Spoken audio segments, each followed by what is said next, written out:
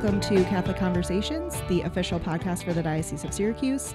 For any of our new listeners, I'm your host, Joelle Zarnowski, and this week we are joined by Ryan Smith, who is a local funeral home director. So thank you for being here today. Thank you, Joelle. I'm glad to be here. Yeah, and then you're also a parishioner at Holy Cross in DeWitt. That's right. Pretty actively involved there from my understanding. So that's great. We're so happy to have you here, and thank you for reaching out to us and telling us a little bit about your story so we could have you join us for an episode. Oh, it's my pleasure. Yeah. So we will have just celebrated Memorial Day the day before this episode releases. So I was like, timing seems pretty perfect to have you come in and speak about your vocation as a funeral home director. So could you share with our listeners a little bit about, what inspired you to follow through this line of work and kind of like how your Catholic faith has maybe played a role in that for you? That's a great question. That's a question that I get asked quite a bit. I'm sure. Most people for the last few decades have been born into the funeral industry, into the profession. There's many names that people here in Syracuse will recognize that have been burying people for 3, 4, 5 generations. Names like the Frones, the Fergusons, the Piros, the Tyndalls. However, I was not born into the business. Okay. When I was 6 years old, my grandmother passed away, and my mom debated back and forth about whether she was going to bring 6-year-old Ryan to the funeral with her. And I'm sure God's hand was definitely involved. She did bring me, and I was really drawn to this beautiful old building that was the funeral home, and the man in the suit, who was very personal and very, very kind to our family, directing everything. And in an effort to occupy a very rambunctious 6-year-old, he took my cousin and I down to the casket room, and he showed us the caskets. And then he took us out to the garage and showed us the hearse. And Joelle, when I saw that long black car, my fate was sealed that day. Okay. I wanted to wear a suit and drive the long black car. All right. And you mentioned about faith, which is a great question, because I'm a convert to the Catholic Church, and it was funeral service that led me to the faith.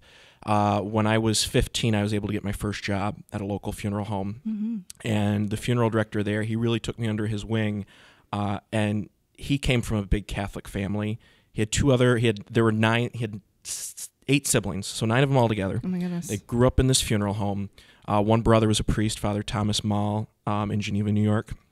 So it was the Mall Funeral Home, and every funeral we did was a funeral mass. And so I was at 15 years old, being exposed to the mass. And I was raised by a single mom, so I never really had a male role model. So this man, Bill, he was my first role model. And seeing a man who was kind and strong and compassionate and confident, but seeing him drop to his knees when the priest said, "Behold the Lamb of God," that had a big effect on me in my life, an impact. And then probably, I think this Easter has been 3 years since I converted right here at the cathedral. Oh, great. And received all of my sacraments. Great. And I don't see a difference between my work and my faith. They're one and the same. Yeah, absolutely.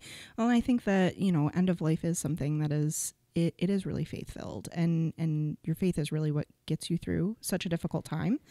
Absolutely. And even preparing for a difficult time. Right.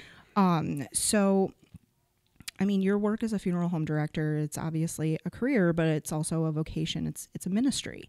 So, what moments in your work particularly stand out to you as, you're in a ministry? It's not just about a job. It's not just about paying the bills. That's right. We always say that being a funeral director, it's not a job. It's not even a career. It's very much a lifestyle, because most of us, especially here in the Syracuse area, we're on call 365 days a year, 24/7. Whenever that death occurs, whether it's 1 o'clock in the afternoon or 1 o'clock in the morning, we have to respond to that death. We have to be there with that family. I always joke that we only work half days, 12 hours. So it very much is a vocation for me. There's a ton of moments that I could think of that stand out. I remember one specifically. The gentleman who took me under his wing, we had a woman who had passed away, and I still remember where she's buried. I remember her name. She didn't have any family members. She had been in the nursing home for many, many years. She didn't have any clothing left. All she had was a hospital gown. So when she passed away, I remember him going to the store and buying her an entire outfit. This is nothing he was asked to do. Nobody ever would have known that he did this, but he bought an outfit for her. And I remember he got a sweater with sailboats on it, so she could sail away into heaven. And we brought her in. He had her hair done, makeup, the whole 9 yards. No one ever saw her. We took her into church, and it was him, myself, the priest, and then a woman had come in to pray, and we asked her if she would stay for the Mass so that this woman wasn't buried by herself. And those little touches that happen behind the scenes that nobody sees has really guided my career as a funeral director. And definitely praying with people, especially when you go out to a house and that death occurs. It's an amazing privilege when you're able to offer prayer. I have the prayer book that the priests use every day that has the form for that. And that's always a really special moment to share with people. Yeah. You're there for somebody in a very poignant and difficult time. And the smallest thing can offer somebody comfort that, you wouldn't necessarily think of. Like, I think a lot of people outside of the faith would not think that, like, oh, it's just words. How could it be that? It's very, very comforting, especially when it's somebody that you don't know, that they're there and they're lifting you up in your time of need. Absolutely. So, yeah, that's beautiful.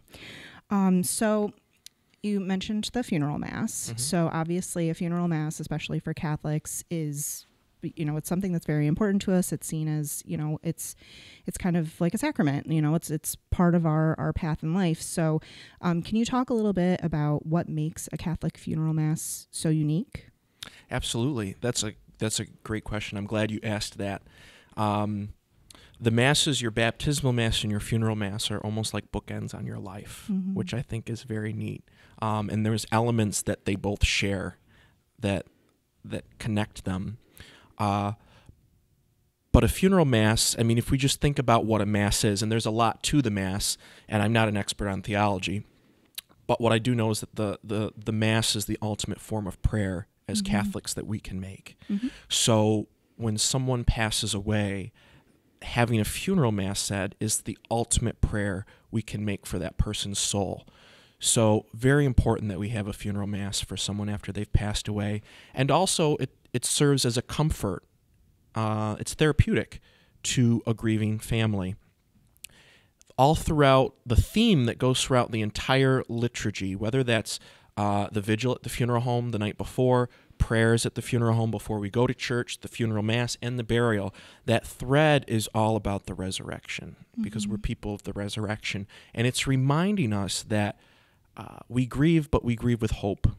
Right. It's bitter, but it's also bittersweet, because we know with that faith that we'll be raised with Christ again on that last day. Yeah, absolutely. Speaking of, the idea that it's a comfort to the people who are left behind, just a little of my own personal experience. My dad's parents both passed away within like 6 weeks of each other. Wow. And they had actually donated their bodies to science for medical students. And my grandmother was a nurse, so it was something that was really important to her, that she was able to, help future generations of medical professionals.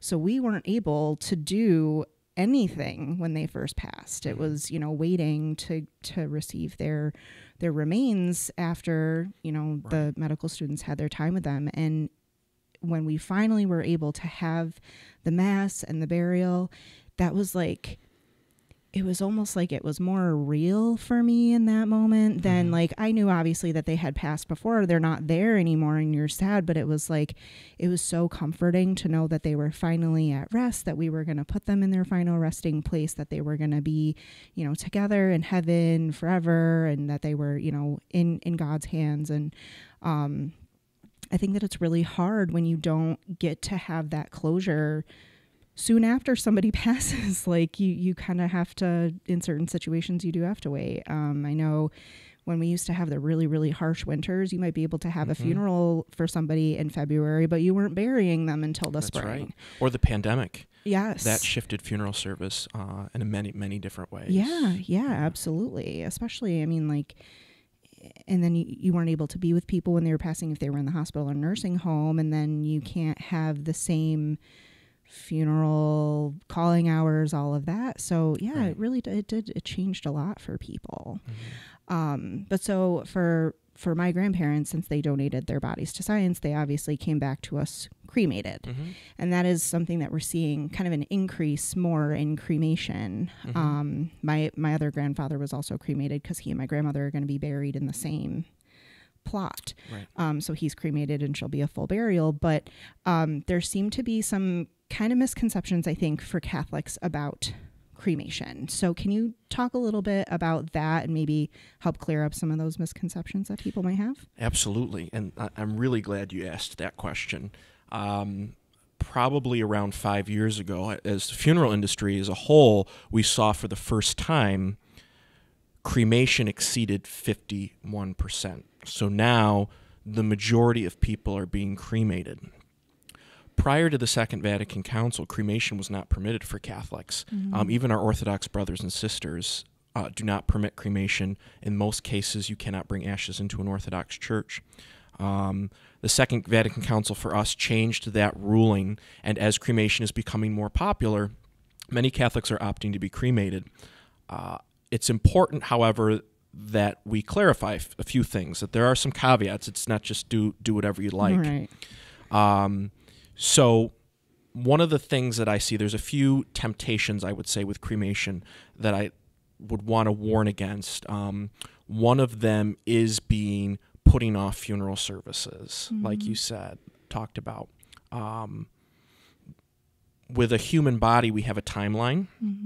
At the funeral home, we do embalm people, which is a process in which we're able to slow that natural breakdown for the purposes of people who were now very transient. People are spread all over. They can gather together and have services. It's not a perfect science, and it doesn't necessarily last forever and ever.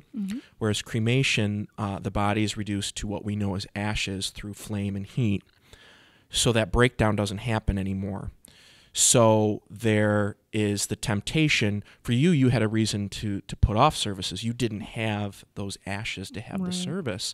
But for a lot of families, they try to make death convenient. So-and-so has their sports season. We have a vacation planned. Right. Death is not convenient. No. It's not supposed to fit into a tidy box, even though in a sense it is with cremation. Right. So there's a temptation to put that funeral mass off. And as I touched on earlier, the funeral mass is that ultimate prayer for that person's soul, helping them on their way to heaven. So our goal, it should be to do that as quickly as we reasonably can. Yeah. And I also think there's something about, in that same vein of convenience, there's also the temptation, a lot of people will have the cremation first and then bring the ashes into church, which is fine, but the church always encourages, if you can, to bring the person's full body into church. Yes. One of the big reasons is, like I said, those bookends, the baptism and your funeral mass. The Paschal candle is lit at church just like at your baptism. And when I was in East Syracuse managing a funeral home there, we had St. Matthew's Parish, which was a very old parish, and we would bring in 80, 90, 100-year-old little old men and little old ladies in for their funeral masses at St. Matt's. And I always remember Father Workus would say, 90 years ago or 100 years ago, let's say his name was Joe. Joe's family brought little Joe in, and he was dressed in a white baptismal gown, and he poured water on his head. And now, 100 years later, we bring him into church. We bless his casket with holy water, recalling his baptism, where he died and was resurrected with Christ in the waters of baptism. And we place that funeral pall over the casket, which is just like the baptismal gown, that white sheet. And I think there's something to be said about carrying that casket into church. It's not easy. It's heavy. This is a person. Yeah. And then the third big temptation with cremation is to scatter the ashes. When people get cremated, there's always, now you're more mobile than you once were, or mom can finally be in two places at once. And part of the reason why the church's preference is always burial is because we're called to be Christ-like in our lives, and the way we live our life and the way we care for our dead is a witness of our faith to the world. And we are people of the resurrection. We believe that our whole body, physical body, will be resurrected on the last day and rejoined with our soul. And so just like Christ, we're buried or placed in a mausoleum. And when we're spreading the ashes around someplace, or we're splitting the ashes up, that's not really a reflection of our belief in the resurrection. Right. So the church does mandate that the ashes be kept together, and that they be placed in hallowed ground. They be buried in a cemetery or placed in a niche in a mausoleum. Yeah. There is the temptation to bring the ashes home, and what happens is even if a family isn't necessarily Catholic, we always recommend permanent placement. Mm-hmm. And the reason being for that is if grandma hangs out on the mantle 3-4 generations later, someone's looking at this urn and they're saying, who is this? Right. And we hear horror stories of people ending up in storage units and things like that. So to have a permanent place that's safe and sacred for them to be is the best route to go. Yeah, yeah. So my grandfather, when he passed, we did do the full body in the church for his calling hours and funeral, and then he was cremated right after so we could bury him, because my grandmother's joke was, once you leave this house, you're not coming back in. you're going in the ground. So so he has been buried in their plot, and then she will join him when she is ready to go home to the Lord. But so before we wrap up, I know it's kind of maybe a little bit of a morbid topic to talk about, but I mean, funerals kind of are a morbid topic. But what advice would you offer to people who maybe a loved one has passed, or they're getting near the end of their life, and they really want to try to honor that person while also honoring their Catholic faith? Maybe pre-planning might be an option for some people if they're getting, closer towards the end of their life. What kind of advice would you offer to people in those situations? Absolutely. I would always recommend to call up your local funeral home and have a conversation with the funeral director. When looking for a funeral home, a great place to start is your bulletin in your church, or take a look around you at Sunday Mass. Just about every parish has one or two families that have been burying that operate a funeral home. So it's always nice to have a familiar face, especially during those difficult times. Yeah. And then also you definitely want to have a funeral director that you can build a rapport with. That you work well together, and they can advise you on if you'll let them know that you are a Catholic and you want to stay faithful to the church's teachings, they'll guide you on the things that you should consider. Creating a file that will be kept at the funeral home, so hopefully a long time from now, when that time does come, everything's set in place. We'd never want to say that planning a funeral is a burden, because your loved one shouldn't be a burden, but you definitely eliminate that where your children or family members are wondering, what did you want, or did we do you justice in the services that we have for that person? You can also pre-plan. I won't lie, funerals are expensive, and funerals aren't supposed to be cheap, just like baptisms, just like weddings, all of those big moments in life. Yeah. They have value and they're worth something. So, but there is an expense involved in that. So it may be a good idea to start planning financially for that, sitting down with a funeral director and getting a figure of what that might cost you based on what you'd like to do. And you can even pay ahead and set up an account that way. That's great. Yeah. I know my grandparents both did pre-planning, and it really all we had to do was pick out readings, which was kind of nice. And, obviously we were all close enough with my grandfather that we had an idea of what he wanted. And then that triggered my parents to be like, oh, we need to think about what we want to do. And, and they're not near the end of their life, but, going through that experience with their parents was, how do we want to help our kids when this time comes to make sure that they're not in their grief, also having to make these difficult decisions on their own, they still have like a piece of us with them. Right. So yeah, that's so great. Well, thank you again for being here today and for talking to us about this. And hopefully some of our listeners can take some of your advice, and that'll help them with maybe some things that they were questioning. So it was my pleasure. Yeah. Thank you, great. Joelle. Yeah. And thank you to our listeners. We will see you next week.